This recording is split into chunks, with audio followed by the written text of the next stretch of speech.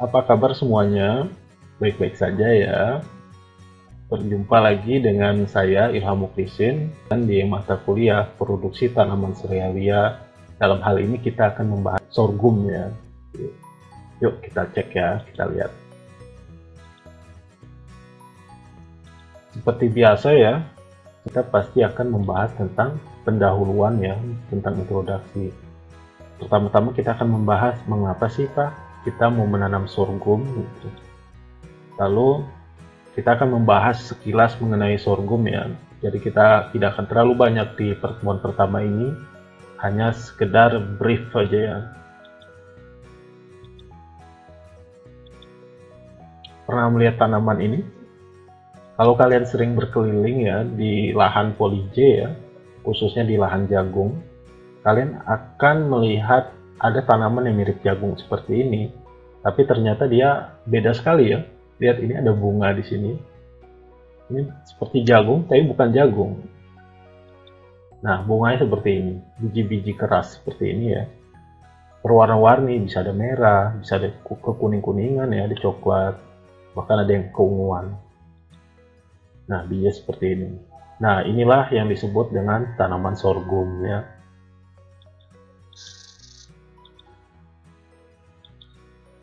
Sorghum banyak sekali ya penyebutannya ya. Di Amerika disebut wild grain, ada grain sorghum, the forage sorghum, ada sweet sorghum, the brown millet, etc. Banyak sekali. Bahkan juga disebut Milo ya, mirip dengan merek minuman terkenal itu. Tapi bukan berarti minuman tersebut berbahan dasar Milo ya. Tapi memang namanya banyak sekali ya. Bahkan ada yang namanya kafir corn. Apa itu jagung kafir ya? Mungkin artinya tertutup atau gimana. Nah, kalau kita lihat batangnya, mirip ya, mirip batang jagung ya. Tapi kalau kalian pegang itu dia keras ya, layaknya seperti batang tebu, tapi lebih kecil gitu. Kok bisa kayak gitu sih Pak? Iya, karena mereka ternyata masih dalam keluarga yang sama ya, masih dalam keluarga rumput-rumputan ya, grass family ya, Poaceae ya. Jadi mereka antara si jagung, sorghum, serta tebu itu masih ada kemiripan gitu kan. Karena mereka masih satu keluarga ya.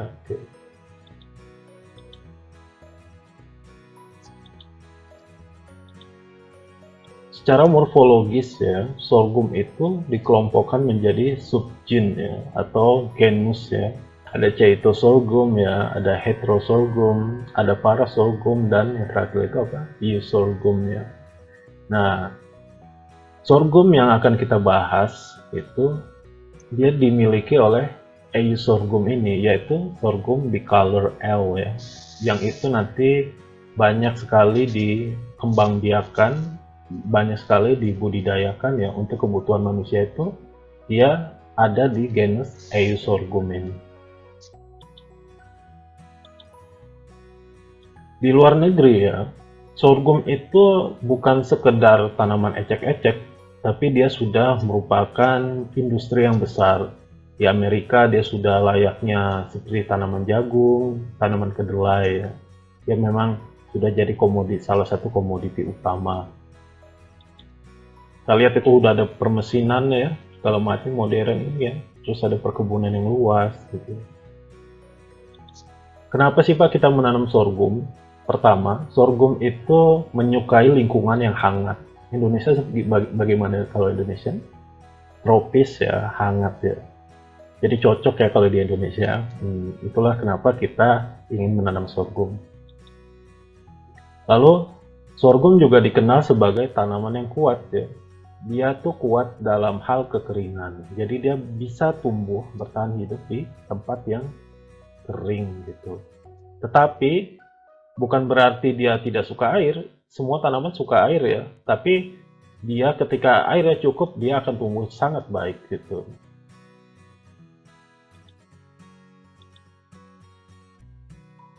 Nah, sorghum juga sering digunakan ya oleh petani itu untuk menekan pertumbuhan gulma ya.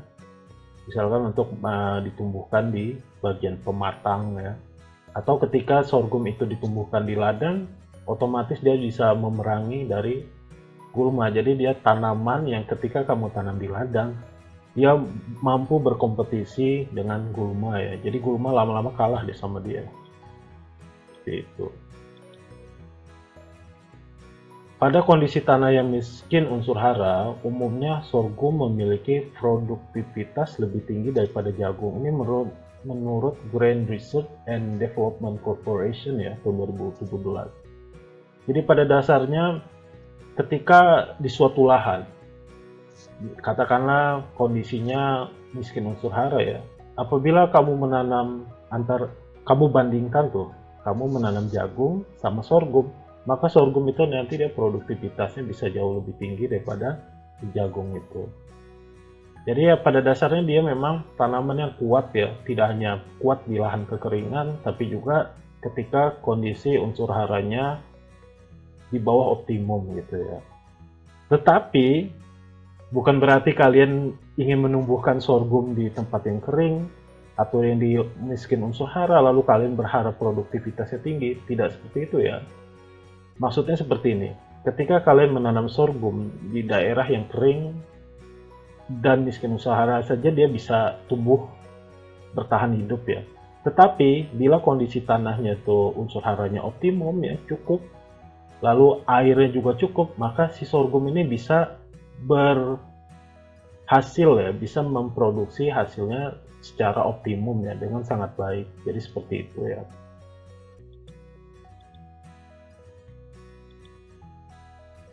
Ada sorghum liquid sugar, apa itu artinya gula cair sorghum ya, manis sekali karena dia mirip seperti tebu ya, jadi batangnya tuh manis.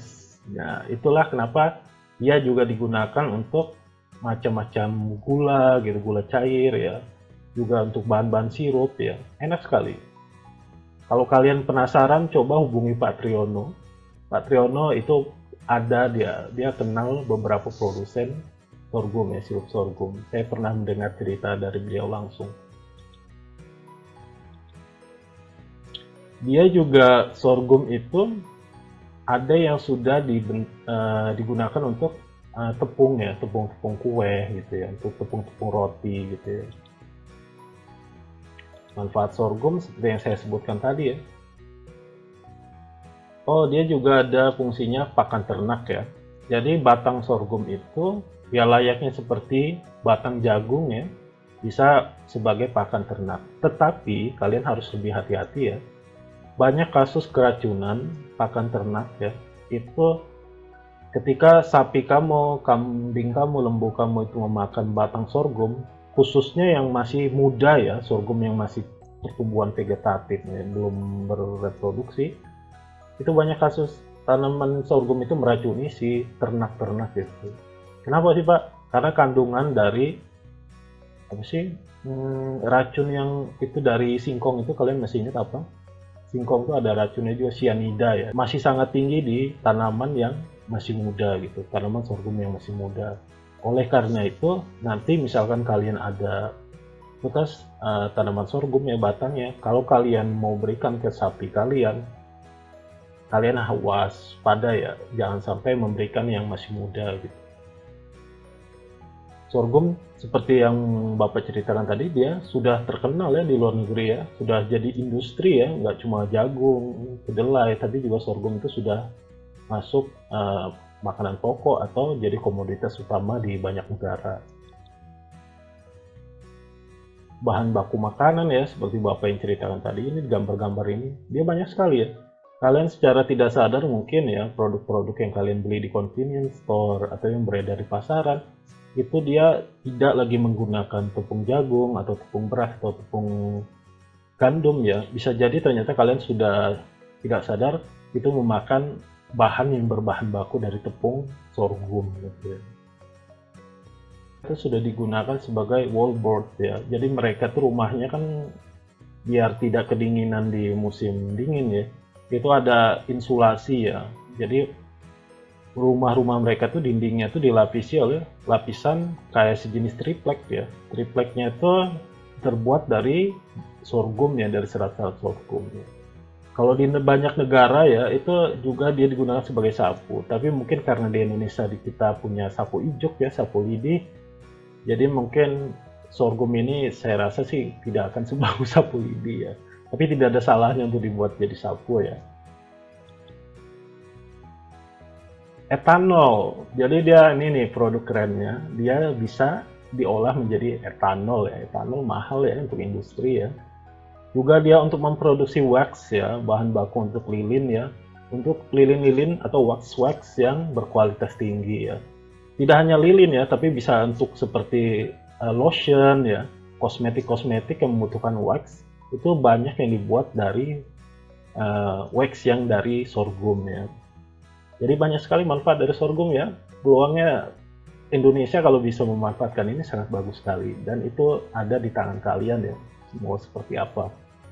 Semoga kalian bisa jadi pengusaha sorghum. Amin. Untuk kesehatan manusia banyak sekali ya. Kalian silakan searchingnya di Instagram, di internet, di Google tentang manfaat dari sorghum yang di tubuh manusia ya. Bisa memerangi diabetes ya. Dia kaya vitamin dan mineral. Dia kaya antioksidan ya untuk menghambat penuaan dan anti kanker ya. Di sini ya berarti antioksidan. Ya anti tumor ya, mencegah tumor ya. Lalu dia juga bisa pengganti makanan pokok ya. Lalu membantu nih diet ini untuk seperti saya, Bayu. Membantu mengontrol berat badan ya. Juga untuk meningkatkan mood gitu. Dan lain sebagainya. Jadi bagus sekali nih kalau kalian jual, kita punya nih sorghum pengganti nasi, pengganti jagung, tapi juga sehat untuk tubuh manusia. Ini peluang untuk kalian.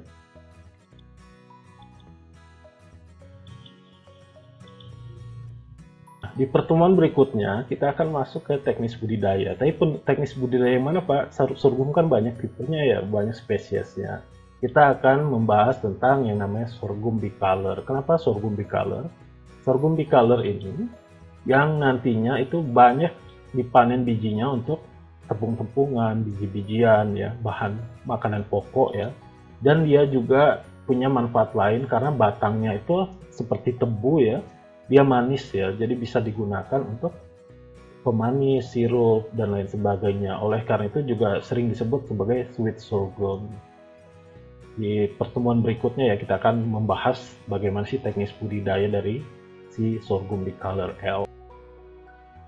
Ya, tadi itu sekilas ya mengenai sorghum ya. Seperti apa sih sorghum itu dan kenapa kita mau menanam sorghum ya. Dikarenakan di masa pandemi ini ya kita tidak bisa belajar seperti kita sebelum COVID dulu ya. Jadi waktunya lapang ya, kita bisa mengeksplor banyak hal. Oleh karena itu Bapak sangat berharap sekali kalau kalian mencari referensi, berikut Bapak rekomendasikan. Tidaknya Bapak nemu dua itu, bahan bagus sekali, berupa PDF ya, dia dari dalam negeri. Kalian bisa temukan ini di internet ya. Alhamdulillah saya mendownloadnya secara free dari situsnya langsung ya. Jadi dia open access ini. Sorghum, Inovasi Teknologi dan Pengembangan ya. Ini karya Bapak Sumarno dan kawan-kawan ya. Dari Badan Penelitian dan Pengembangan Pertanian ya. Ini banyak sekali ya, 315 halaman, lengkap, komplit ya. Kalian bisa banyak sekali membaca mengenai sorghum ya. Ini. Kedua adalah dari Fahdiana Tabri dan Zubah Tirodin ya, budidaya tanaman sorghum. Sama ini juga open access dari internet, saya download ya. Kalian bisa download di internet. Ketikkan saja misalkan sorghum, inovasi dan pengembangan PDF, nanti akan keluar yang seperti ini. Nah, di sini saya dapat yang tadi, buku sorghum yang tadi. Lalu saya juga ketikkan di sini budidaya tanaman sorghum Fahdiana ditambahkan PDF, nah kan dia akan keluar yang berformat PDF ya, gampang di download ya langsung, jadi diklik langsung ke download. Nah ini dari Balit Sereal Litbang Pertanian, jadi saya dapat dari sini, dan yang ini dari Pangan Litbang Pertanian Go ID. Jadi seperti itu ya. Atau nanti kalau sempat saya masukkan di deskripsi video ataupun di JPP. Oke, gitu. Assalamualaikum warahmatullahi wabarakatuh. Terima kasih. Semoga bermanfaat.